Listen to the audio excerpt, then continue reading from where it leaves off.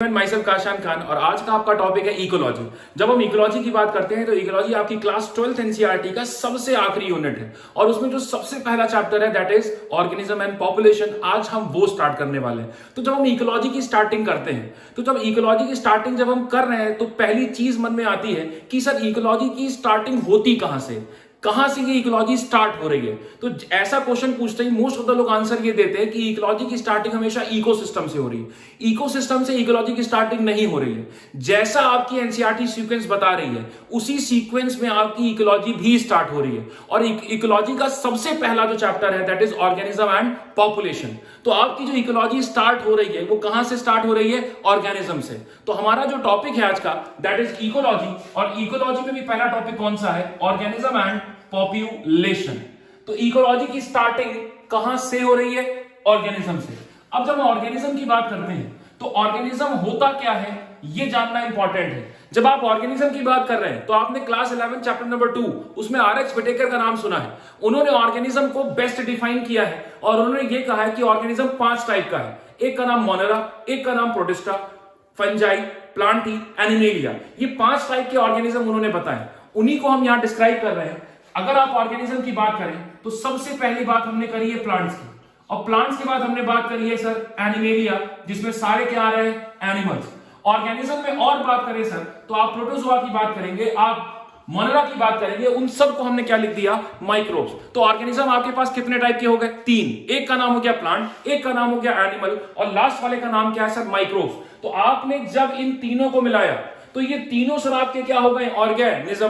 तो जब आप ऑर्गेनिज्म की बात कर रहे हैं तो ऑर्गेनिज्म से ही शुरुआत हो रही है किसकी? इकोलॉजी की। अब सर बात आती है कि सर ये इकोलॉजी है क्या? इकोलॉजी किस चीज को डील करती है? तो आप जब बात कर रहे हैं इकोलॉजी की तो ऑर्गेनिज्म जब अपने एनवायरनमेंट के साथ इंटरेक्शन दिखाता है उसी इंटरेक्शन को सर हम क्या कहते हैं? इकोलॉजी। उसी इंटरेक्शन की स्टडी को क्या कहते हैं सर हम लोग? इकोलॉजी। स्टडी वर्ड आया है, इसका मतलब लॉगस वर्ड आएगा, मतलब लॉगी वर्ड आएगा। यहां जो लॉगी है उसका मतलब स्टडी है। किस चीज की स्टडी है ये जानना इंपॉर्टेंट है। जब आप इको और लॉजी को तोड़ दें तो इकोलॉजी में जो सबसे पहला वर्ड बनता है दैट इज ओइकोस और ओइकोस का मतलब होता है होम या हैबिटेट। किसी का होम, किसी का हैबिटेट की स्टडी करना, क्योंकि लॉगी का मतलब लॉगस और लॉगस का मतलब क्या होता है सर? स्टडी। तो किसी के होम की स्टडी करना, किसी के हैबिटेट की स्टडी करने को हम क्या कहते हैं सर? इकोलॉजी। तो इकोलॉजी क्या है? इस होम के में, इस हैबिटेट में जो ऑर्गेनिज्म रह रहे हैं उस ऑर्गेनिज्म का अपने एनवायरनमेंट के साथ जो कुछ भी इंटरेक्शन हो रहा है उसी इंटरेक्शन का स्टडी, उसी इंटरेक्शन की स्टडी को सर हम क्या बोल रहे हैं? इकोलॉजी। अब सर क्वेश्चन आता है सर ये इंटरेक्शन कहां हो रहा है, इंटरेक्शन कहां दिख रहा है? तो इंटरेक्शन समझने से पहले हमें यह समझना होगा सर कि ये एनवायरनमेंट क्या होता है। जो कुछ भी आपके सराउंडिंग में है वो सब कुछ क्या है? आपका एनवायरनमेंट। और जब आप अपने सराउंडिंग की बात करते हैं तो आप एबायोटिक की बात कर रहे हैं और बायोटिक की बात कर रहे हैं। तो जितनी भी चीजें आपकी सराउंडिंग में आ रही हैं उसमें एबायोटिक आ रहा है और बायोटिक आ रहा है। दोनों को मिलाकर तो सर क्या बन जाएगा आपका? एनवायरनमेंट। तो एनवायरनमेंट की 2 चीजें हो गई सर, एक का नाम हो गया एबायोटिक और दूसरे का नाम क्या हो गया? बायोटिक। तो जब आपने बायोटिक की बात करी तो बायोटिक में वो सारी चीजें आएंगी जो लिविंग होंगी और एबायोटिक में वो सारी चीजें आएंगी जो नॉन लिविंग होगी। और जब आप बायोटिक की बात कर रहे हैं सर तो बायोटिक में भी फिर 3 चीजें आएंगी। जितने भी लिविंग ऑर्गेनिजम्स वो सब किस में? बायोटिक में। और लिविंग ऑर्गेनिज्म की बात कर रहे हैं तो क्या हम प्लांट्स की बात करेंगे? लिविंग ऑर्गेनिज्म की बात कर रहे हैं तो हम एनिमल्स की बात करेंगे और लिविंग ऑर्गेनिज्म की अगर हम बात कर रहे हैं तो फिर से हम किसकी बात करेंगे? माइक्रोब्स की। यहां से एक बात समझ में आ रही है कि प्लांट्स, एनिमल, माइक्रोब्स तो ऑर्गेनिज्म है। इसका मतलब ऑर्गेनिज्म भी एनवायरनमेंट का पार्ट है। ऑर्गेनिज्म किसका पार्ट है सर? एनवायरनमेंट। मतलब ऑर्गेनिज्म भी एनवायरनमेंट का हिस्सा है और जब ये ऑर्गेनिज्म अपने एनवायरनमेंट में है और वहां रहकर इंटरैक्ट कर रहा है उसी की स्टडी को सर हम क्या बोलते हैं? इकोलॉजी। अब सर ये एबायोटिक फैक्टर कौन कौन से होते हैं? पहला एबायोटिक फैक्टर लाइट हो सकता है, दूसरा एबायोटिक फैक्टर टेंपरेचर हो सकता है, तीसरा एबायोटिक फैक्टर वाटर हो सकता है, एबायोटिक फैक्टर सॉइल हो सकता है, एक्सेट्रा। तो सर ये रहा एबायोटिक और बायोटिक। इन सब को मिला दो, ये सब आपकी सराउंडिंग में, इसको हमने क्या बोला सर? एनवायरनमेंट। अब फिर आप कहेंगे सर कि सर ऑर्गेनिज्म अपने एनवायरनमेंट के साथ इंटरेक्शन क्या दिखा रहा है? एनवायरनमेंट समझ आ गई बात, ऑर्गेनिज्म समझ आ गई बात, लेकिन ये इंटरेक्शन हो कहां रहा है? अभी आपसे कहा था कि जब आप इकोलॉजी की बात कर रहे हैं तो जब इको की बात करते हैं, इको का मतलब ओइकोस, और ओइकोस का मतलब होम, हैबिटेट। क्या ग्रासलैंड हैबिटेट हो सकता है? क्या फॉरेस्ट हैबिटेट हो सकता है? हाँ, जिसमें जो ऑर्गेनिज्म रह रहा है वो उसका हैबिटेट है, वो इसका होम है।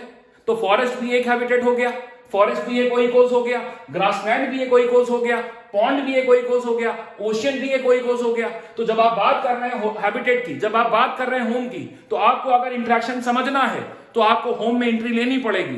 तो आइए मेरे साथ चलिए एक होम में एंट्री ली जाए, और मान लीजिए सर ये होम फॉरेस्ट है। जब आप फॉरेस्ट की बात कर रहे हैं तो क्या फॉरेस्ट में भी बायोटिक फैक्टर्स होंगे? क्योंकि फॉरेस्ट है तो एनवायरमेंट है, और एनवायरमेंट है तो बायोटिक है, और बायोटिक है तो ऑर्गेनिज्म है। तो फॉरेस्ट में क्या बायोटिक होगा? क्या फॉरेस्ट में एबायोटिक फैक्टर भी होंगे? तो एक हो गया बायोटिक, एक हो गया एबायोटिक। जब बायोटिक की बात कर रहे हैं सर, तो क्या फिर से वही प्लांट्स आएंगे? जब बायोटिक की बात करी सर, तो क्या फिर से वही एनिमल्स आएंगे? जब बायोटिक की बात करी तो क्या फिर से वही माइक्रोब्स आएंगे? और एबायोटिक में दोबारा से क्या वही आपकी सॉइल आएगी, दोबारा से कहीं वही आपका वाटर आएगा, टेम्परेचर आएगा, लाइट आएगा। ये सारी चीजें किसमें इन्वॉल्व हो जाएंगी? एबायोटिक फैक्टर में।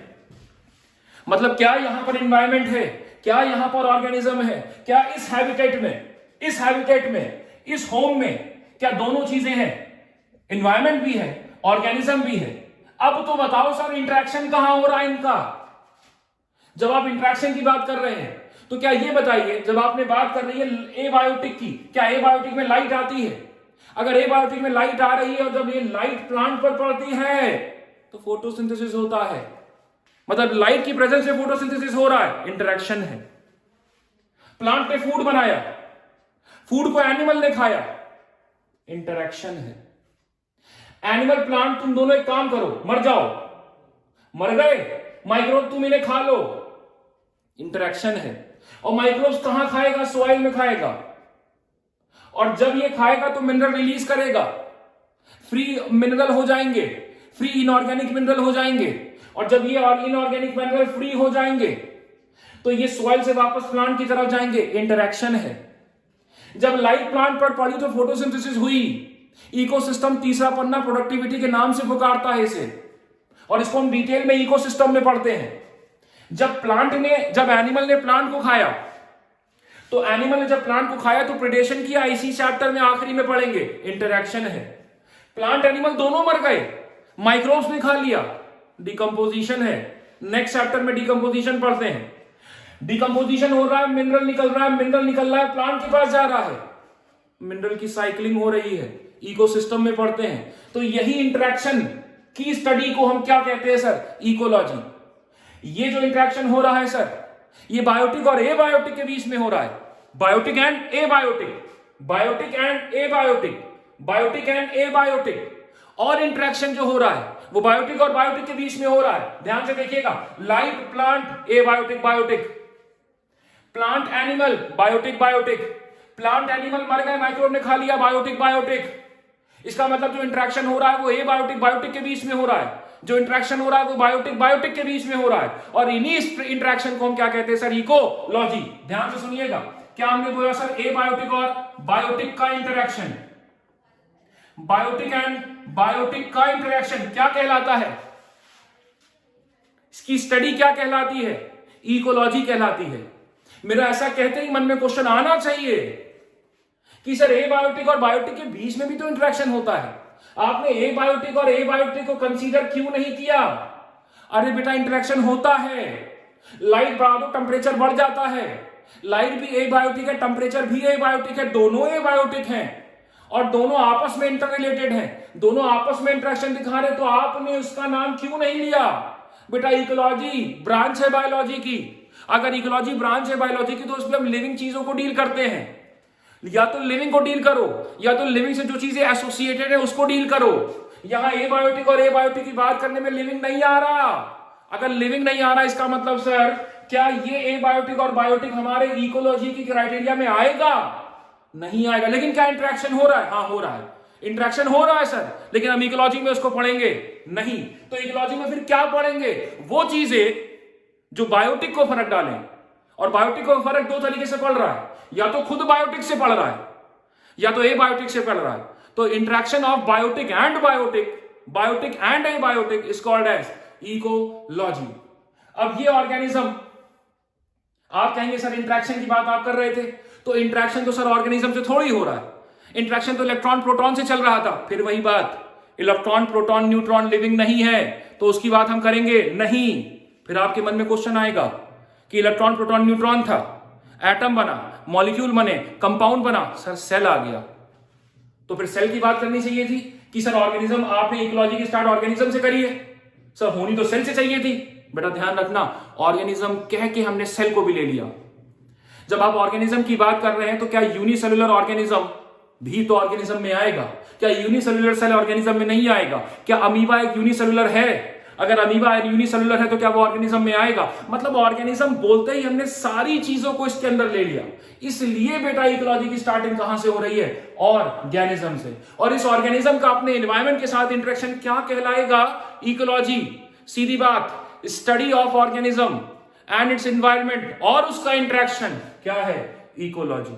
और इसके सब कहां चल रहा है? किसी जगह पर चल रहा है, जहां पर ऑर्गेनिज्म रह रहा है उस जगह का नाम हो इकोज, होम, हैबिटेट। उसी की स्टडी को, उसी के इंटर रिलेशन को हमने क्या कहा सर? इकोलॉजी। होप इकोलॉजी आपको समझ में आ गई होगी कि इकोलॉजी होती क्या है।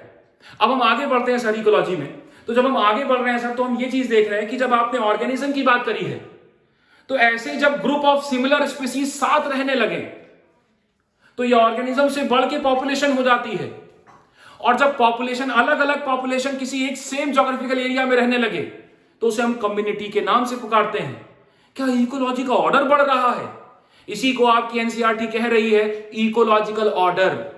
हमारा जो नेक्स्ट टॉपिक है वो कहां से स्टार्ट होगा? Ecological order. और उसमें भी जो सबसे पहली स्टार्टिंग होगी वो कहां से होगी? ऑर्गेनिज्म। तो आपसे अगर कोई पूछे basic unit of ecology is organism, smallest unit of ecology is organism. क्या ऑर्गेनिज्म यूनिसेलुलर हो सकता है? हाँ। क्या ऑर्गेनिज्म मल्टीसेलुलर हो सकता है? हाँ। क्या ऑर्गेनिज्म छोटा हो सकता है? हाँ। क्या ऑर्गेनिज्म बड़ा हो सकता है? यस। इसका मतलब जब आप ऑर्गेनिज्म की बात कर रहे हैं, it is the basic unit of ecology, it is the smallest unit of ecology. It may be small, it may be large. ये यूनिसेलुलर भी हो सकता है और मल्टीसेलुलर भी हो सकता है। और ऑर्गेनिज्म के बाद जो नंबर आएगा वो किसका आएगा? पॉपुलेशन का।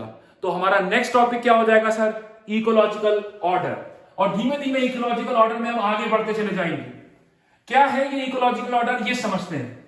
लेकिन ये बात समझ में आ चुकी होगी कि सर जब भी आप इकोलॉजी की बात कर रहे हैं तो आप सबसे पहले जो बात करेंगे वो किसकी करेंगे? ऑर्गेनिज्म की। तो इकोलॉजिकल ऑर्डर में भी सबसे पहले बात किसकी होगी? ऑर्गेनिज्म की। ये रहा आपका ऑर्गेनिज्म, सपोज करिए ए है, ये रहा आपका ऑर्गेनिज्म, यहां से इकोलॉजी स्टार्ट हो रही है। जो आपका ए ऑर्गेनिज्म है, जब ये किसी ज्योग्राफिकल एरिया में सेम स्पीसीज के ऑर्गेनिज्म, ए बोला है इसलिए, क्या बोला हमने? ज्योग्राफिकल एरिया, एक पार्टिकुलर ज्योग्राफिकल एरिया में जब सेम स्पीसीज के लोग रहने लगे, उसी को हम क्या कहते हैं? पॉपुलेशन। मतलब किसी ज्योग्राफिकल एरिया में, किसी पर्टिकुलर टाइम पे जो सेम स्पीसीज, यहां लिख देता हूं मैं कौन से स्पीसीज? सेम स्पीसीज जो साथ रह रहे हैं, उन सबको मिला के हमने क्या कहा सर? पॉपुलेशन। मेरा सर कहते ही मन में क्वेश्चन फिर आना चाहिए, सर जब स्पीसीज सेम है तो पॉपुलेशन क्यों बोल रहे हो? स्पीसीज बोल के काम चला लो ना। जब सेम ही स्पीसीज है, मान लो ए होमोसेपियन है, तो होमोसेपियन बोल के काम चल सकता था सर, तो आप पॉपुलेशन क्यों बोल रहे हैं? बेटा स्पीसीज बोलने से एरिया डिफाइन नहीं होता। मान लो हमने कह दिया होमोसेपियन, कहां का होमोसेपियन? अगर हमने कह दिया ऑस्ट्रेलियन होमोसेपियन, इसका मतलब इस समय जो होमोसेपियन की बात हो रही है वो कहां की बात हो रही है? ऑस्ट्रेलिया की। हम कहते हैं इंडियन होमोसेपियन, मतलब इस समय जो होमोसेपियन है वो कौन है? इंडियन। और इंडिया बोल के ऑस्ट्रेलिया बोलकर हमने एक ज्योग्राफिकल एरिया को डिफाइन कर लिया, इसलिए पॉपुलेशन टर्म आया, नहीं तो स्पीसीज से काम चल सकता था। पॉपुलेशन कहते ही दो बातें दिमाग में, पहला सेम स्पीसीज, दूसरा ज्योग्राफिकल एरिया होना चाहिए, और थर्ड भी है सर किसी पर्टिकुलर टाइम में। जैसे हम आपसे अगर कह दें पॉपुलेशन बताइए क्या है, तो सबसे पहले आपको पूछना पड़ेगा किसकी, तो पहले स्पीसीज डिफाइन होगा। दूसरा पूछ लें हम कहां की, ज्योग्राफिकल एरिया, अगर हम कहते हैं ये बताओ होमोसेपियन इंडियन, तो ज्योग्राफिकल एरिया आपने डिफाइन कर लिया और स्पीसीज भी डिफाइन कर लिया, लेकिन अभी भी पॉपुलेशन की डेफिनेशन कंप्लीट नहीं हुई, क्योंकि सर पर्टिकुलर टाइम आना चाहिए, क्योंकि पॉपुलेशन स्टैटिक नहीं हो सकती, या तो बढ़ेगी या तो घटेगी, प्रैक्टिकली स्टैटिक नहीं है। इसका मतलब किसी पर्टिकुलर टाइम में, किसी पर्टिकुलर ज्योग्राफिकल एरिया में जो सेम काइंड ऑफ स्पीसीज रह रहे हैं, उनका नाम क्या है सर? पॉपुलेशन। तो ऑर्गेनिज्म से हम आगे कहां बढ़ गए सर? पॉपुलेशन की तरफ। और पॉपुलेशन अलग अलग स्पीसीज की अगर हो जाए, डिफरेंट स्पीसीज की अगर हो जाए, तो यही पॉपुलेशन को हम क्या कहते हैं सर? कम्युनिटी। और इसका पूरा नाम होता है सर बायोटिक कम्युनिटी। और इस बायोटिक कम्युनिटी में सर सेम स्पीसीज नहीं, अलग अलग स्पीसीज होना चाहिए। मान लीजिए ए और ए एक स्पीसीज है, ये स्पीसीज ए है, और मान लो कि दूसरा स्पीसीज हम ले आए बी की स्पीसीज, बी और बी, और मान लीजिए हम एक और स्पीसीज ले आए सी और सी। मतलब यहां डिफरेंट स्पीसीज हैं, लिविंग है तो बायोटिक है, और डिफरेंट स्पीसीज अगर हो गए they are called as biotic community. क्या होना चाहिए सर? Different species. अगर डिफरेंट स्पीसीज हो रहे हैं सर, उनका नाम क्या हो गया? Biotic community. लेकिन एक बात बताओ, क्या स्पीसीज के लिए, डिफरेंट स्पीसीज के लिए जो बायोटिक कम्युनिटी बन रही है, मान लो ये ए प्लांट है, मान लो ये बी एनिमल है, मान लो ये सी माइक्रोब्स है, तो ये रहा प्लांट, ये रहा एनिमल, ये रहा माइक्रोब। क्या बायोटिक कम्युनिटी बनाने के लिए हमें प्लांट, एनिमल, माइक्रोब तीनों का होना जरूरी है? ना, डिफरेंट स्पीसीज का होना जरूरी है। मान लो सर ये ए वाला प्लांट का स्पीसीज था, मान लो A1 अलग स्पीसीज है प्लांट का, A2 अलग स्पीसीज है प्लांट का, A3 अलग स्पीसीज है, A4 अलग स्पीसीज है प्लांट का। तो क्या कह सकते हैं बेटा हम? It is different species of, short में लिख रहा हूं मैं, डिफरेंट स्पीसीज ऑफ प्लांट। तो क्या ये डिफरेंट स्पीसीज ऑफ प्लांट क्या कम्युनिटी है? हां, इसको हम बोल सकते हैं सर प्लांट कम्युनिटी। इसका नाम क्या हो गया? Plant community. अगर आप बी की बात करें तो मान लीजिए ये बी आपका एनिमल है, मान लीजिए B1 B2 B3 B4। Sir B1 मान लीजिए होमोसेपियन है, B2 मान लीजिए कैट है, B3 मान लीजिए डॉग है, B4 मान लीजिए टाइगर है।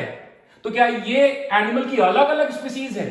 अगर ये अलग अलग स्पीसीज है तो different species of animal is called as animal community. ये है सी किसकी थी? माइक्रोब्स की। मान लीजिए ये C1 है, ये C2 है, ये C3 है, ये C4 है। मान लीजिए स्ट्रेप्टोकोकस निमोनी है, मान लीजिए ये अमीबा है, ये यूग्लिना है, मान लीजिए ये डाइनोफ्लैजिलेट्स है। तो क्या ये अलग अलग डिफरेंट काइंड ऑफ स्पीसीज हो गए? अगर ये different kind of species microbe के हैं तो इनका नाम क्या पड़ जाएगा? Microbial community. इसका मतलब एक बात समझ में आ रही है सर, प्लांट, एनिमल, माइक्रोब तीनों बायोटिक थे, और जो ये कम्युनिटी बनाए इनका नाम क्या हो गया? Biotic community. मतलब प्लांट, एनिमल, माइक्रोब तीनों का अगर तीनों एक साथ हुए तो उनको हम सर क्या बोल देते हैं? Biotic community.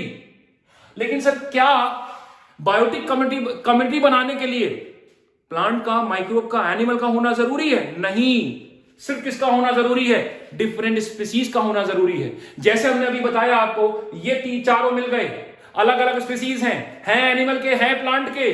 अगर प्लांट के हुए तो प्लांट कम्युनिटी बोला, अगर एनिमल के हुए तो एनिमल कम्युनिटी बोला, और अगर सर माइक्रोब के हुए तो माइक्रोब कम्युनिटी बोला। तीनों को मिला दो, बहुत अच्छी बात, बायोटिक कम्युनिटी है। लेकिन इसका मतलब ये नहीं सर कि एक होगा, तीनों होंगे तो ही काम चल पाएगा, तभी कम्युनिटी ना, तीनों नहीं भी है कोई फर्क, बस डिफरेंट स्पीसीज होना चाहिए। अगर डिफरेंट स्पीसीज है तो कम्युनिटी है, चाहे वो प्लांट की हो, चाहे वो एनिमल की हो, और चाहे वो माइक्रोब की हो।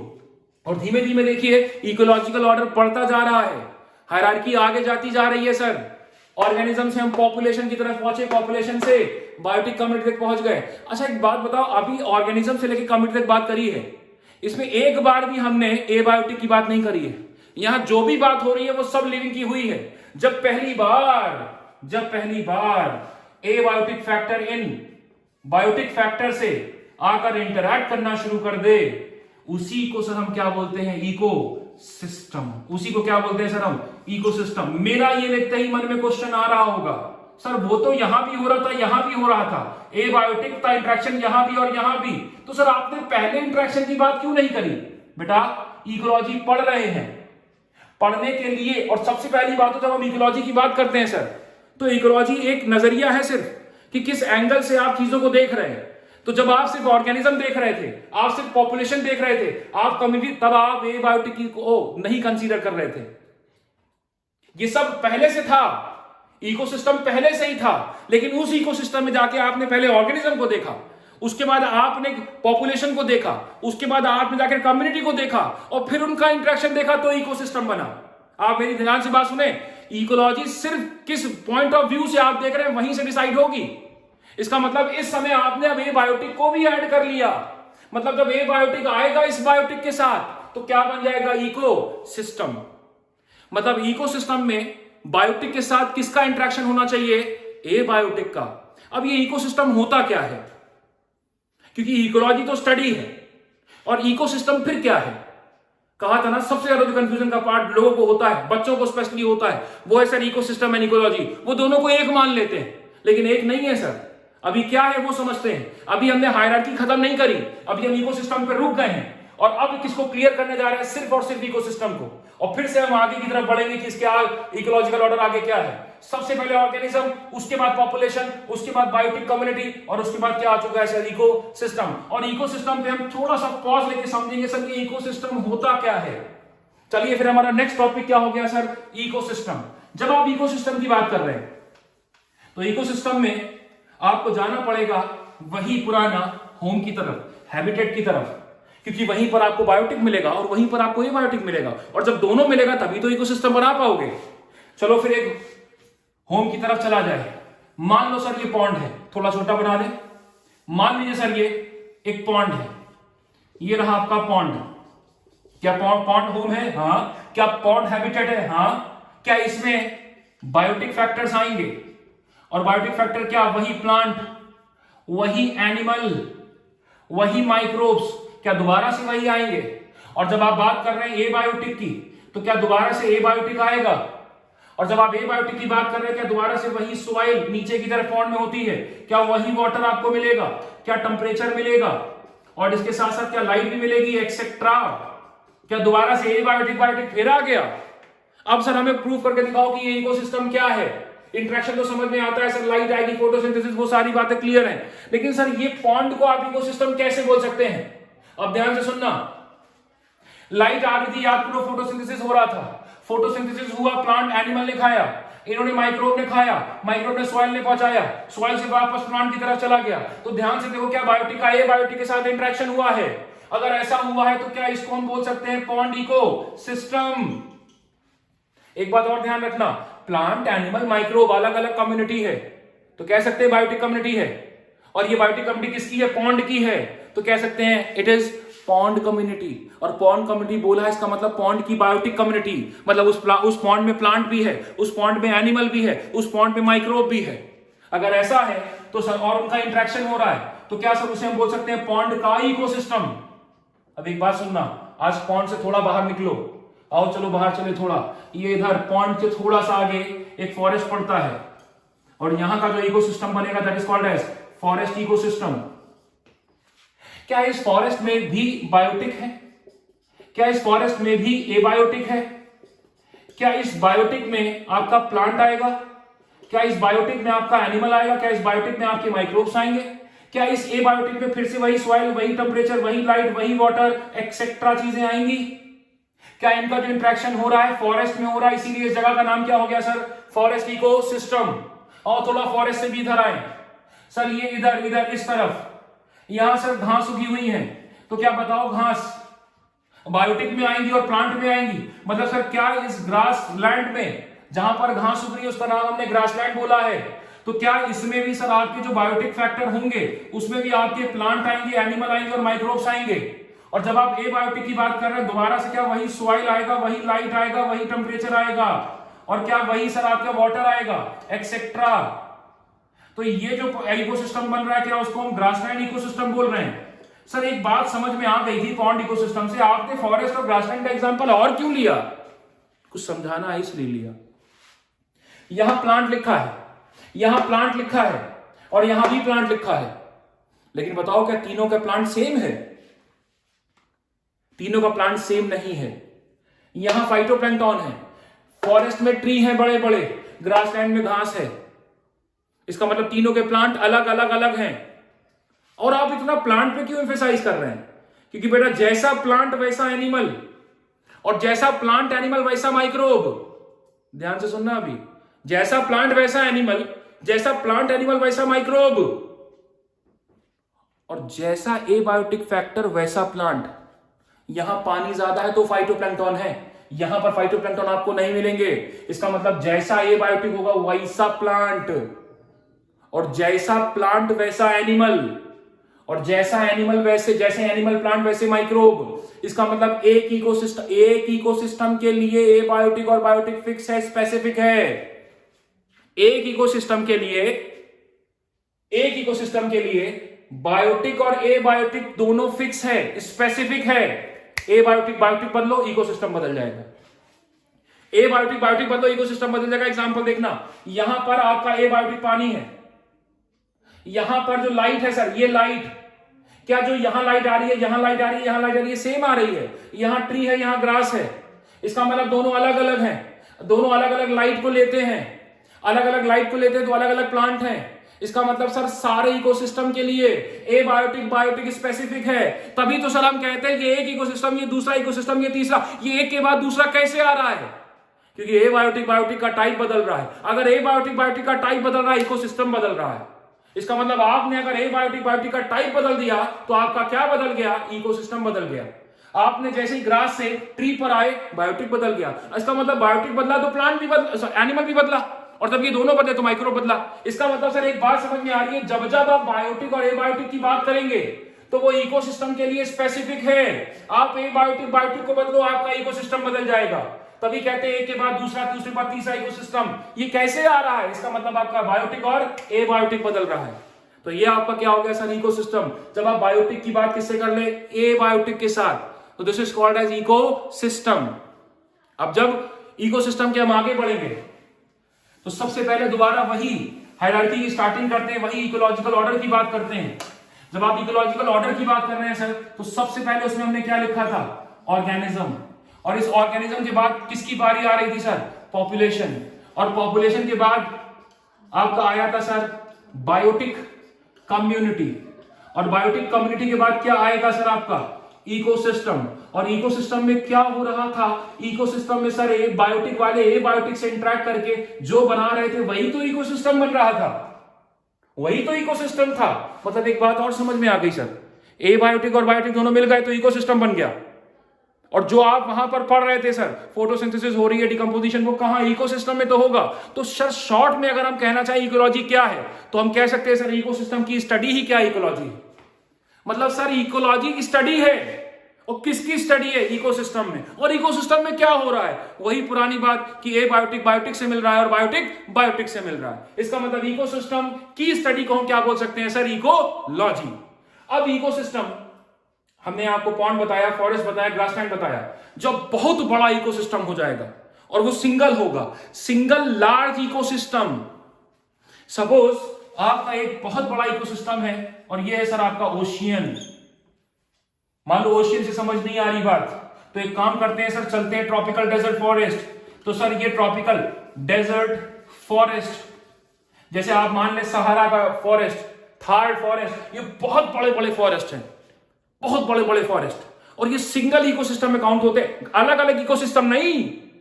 पॉन्ड, फॉरेस्ट, ग्रासलैंड ये अलग अलग हैं, इनको मिला नहीं रहे सर हम कह रहे हैं एक सिंगल, और एक सिंगल बहुत बड़ा, सिंगल लार्ज इकोसिस्टम जब होता है उसी को सर हम क्या बोलते हैं? बायोम के नाम से पुकारते हैं। मतलब बायोम क्या है? Biome is single large ecosystem. समझ पाए इतनी बात को? तो सर अब हायरार्की में, अब इकोलॉजिकल ऑर्डर में सबसे आगे कौन चल रहा है? बायोम। तो सबसे बड़ा सिंगल होना चाहिए। ये मत कहना सर डिफरेंट लार्ज इको, ना डिफरेंट नहीं, सिंगल है, सिंगल। ओशियन बहुत, पैसिफिक ओशियन बहुत बड़ा। अगर पैसिफिक ओशियन की बात करें तो वो क्या है सर? वो क्या है सर? बायोम है। पॉन्ड की बात करें तो छोटा है, इकोसिस्टम है, बायोम नहीं है, वो सिर्फ नॉर्मल इकोसिस्टम है, नेचुरल इकोसिस्टम है। वैसे हमने नेचुरल पॉन्ड को बोल दिया, लेकिन कभी कभी पॉन्ड आर्टिफिशियल भी हो सकता है। आपकी एनसीईआरटी इकोसिस्टम में कहती है कि पॉन्ड क्या है आपका नेचुरल, लेकिन पॉन्ड इकोसिस्टम आर्टिफिशियल भी हो सकता है। उसकी डिटेल कभी हम बाद में बात करेंगे जब हम इकोसिस्टम पढ़ेंगे। तो सर अगर आप बायोम की बात करें तो बायोम क्या हो गया, एक सिंगल लार्ज इकोसिस्टम। और जब ऐसे बायोम बहुत सारे आपकी अर्थ पर दिखें, ये एक बायोम, मान लीजिए ओशियन है, मान लीजिए दूसरा ओशियन है, ये एक और बायोम बनेगा। मान लो एक और बायोम की बात करें सर, मान लीजिए कि सहारा डेजर्ट, बड़ा बड़ा लार्ज इकोसिस्टम बायोम है। और बायोम की बात करें सर, ये रहा बायोम। ऐसे जब बहुत सारे बायोम मिल जाएंगे तो बायोम के बाद जो नंबर आएगा that is called as biosphere. इसका नाम क्या है सर, बायोस्फीयर। क्या बायोस्फीयर को हम कह सकते हैं कि पूरी अर्थ में जितने भी बायोम है वो सब आपके बायोस्फीयर है? तो हम बायोस्फीयर को कह सकते हैं सर, क्या ये हमारा ग्लोबल बायोम है या कह दे सर ग्लोबल इकोसिस्टम है? तो जब आप बायोस्फीयर की बात करेंगे सर तो इसमें सब कुछ क्या आ रहा है, बायोम। और पूरी अर्थ की बात हो रही है तो मतलब पूरे ग्लोब की बात हो रही है, पूरे ग्लोबल सिस्टम की बात हो रही है। That is why it is called as global ecosystem. लेकिन जब आपने चैप्टर फर्स्ट में देखा होगा तो बायोस्फीयर का नाम नहीं लिया गया है। आपकी एनसीईआरटी है, कुछ बातें इधर कुछ बातें उधर लिखती है। बायोस्फीयर का नाम लिया गया है इकोसिस्टम। इकोसिस्टम का पहला पेज उसी में कहीं पर उसी पहले पेज में दिया हुआ है सर कि बायोस्फीयर की अगर आप बात करें, बायोस्फीयर आपका क्या है, एक ग्लोबल इकोसिस्टम। क्या इतनी बात आपको क्लियर है? और हमारा ये नेक्स्ट टॉपिक भी खत्म हो गया जिसका नाम है सर क्या, इकोलॉजिकल ऑर्डर। तो एक बार अगर हम ध्यान दें तो सबसे पहले हमने क्या पढ़ा, ऑर्गेनिज्म, उसके बाद पॉपुलेशन, उसके बाद बायोटिक कम्युनिटी। यहां तक जो भी बात हुई वो सिर्फ बायोटिक लोग की बात हुई, वो सिर्फ लिविंग की बात हुई। जिस दम ए बायोटिक के साथ मिल गया, जिस दम ए बायोटिक के साथ मिल गया, इकोसिस्टम बन गया। और हर इकोसिस्टम का अपना स्पेसिफिक ए बायोटिक और बायोटिक है। ए बायोटिक बदलो, इकोसिस्टम बदलेगा। और एक बहुत बड़े इकोसिस्टम को ले लो तो वो क्या हो जाएगा, बायोम। लेकिन याद रखना, डिफरेंट नहीं, सिंगल। एक single large ecosystem is called as biome. और जब आपने बायोम की बात करी है सर, ऐसे अर्थ में बहुत सारे बायोम हैं, जब इन सबको मिला दो तो क्या बन जाएगा, बायोस्फीयर। जब हमने अर्थ की बात कर ली तो किसकी बात कर ली सर, ग्लोबल इकोसिस्टम। ये एनसीईआरटी कहां दे रही है सर, आपके इकोसिस्टम वाले चैप्टर में फर्स्ट पेज पे। तो अगर आपसे कोई पूछे इकोसिस्टम, एग्जाम में कभी आ जाए या कोई भी आपसे पूछ ले इकोसिस्टम, आप यही कंसीडर करेंगे। जब वो कह दे लार्ज इकोसिस्टम और जब वो कह दे ग्लोबल इकोसिस्टम तो बायोस्फीयर है। तो खत्म हो गया आपका इकोलॉजिकल ऑर्डर। Thank you.